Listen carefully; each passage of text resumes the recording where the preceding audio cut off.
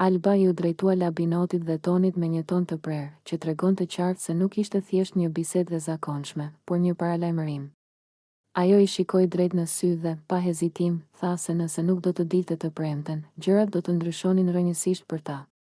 Fjalët e saj nuk ishin të thëna në nerva të çastit, por me bindjen e dikujt që ndjente se kishte mbajtur shumë brenda vetes. Lutuni Zotit, u tha ajo, sepse nëse unë qëndroj këtu, do të më keni përballë gjatë gjithë kohës. Alba e bëri të qartë se nuk kishte ndërmend të qëndronte më në heshtje, të vëzhgonte nga larg apo të pranonte situata që sipas saj ishin të padrejta.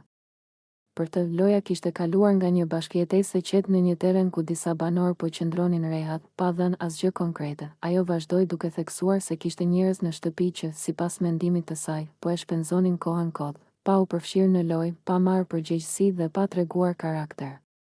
Këtu nuk jemi për pushime, la të kuptoj nga fjalët e saj.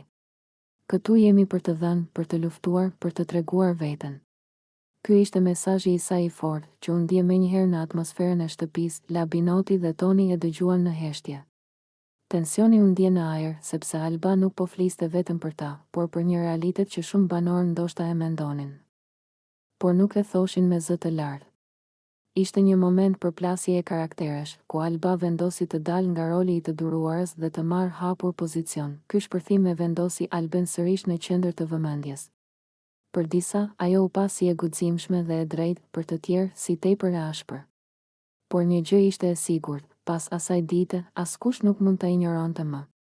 Alba tregoi se nëse do të vazhdonte lojën, nuk do ta bënte në heshtje, por duke qenë e pranishme, sfiduese dhe e gatshme të përballej me çdo që, sipas saj, nuk po e meritonte vendin në shtëpinë e Big Brother.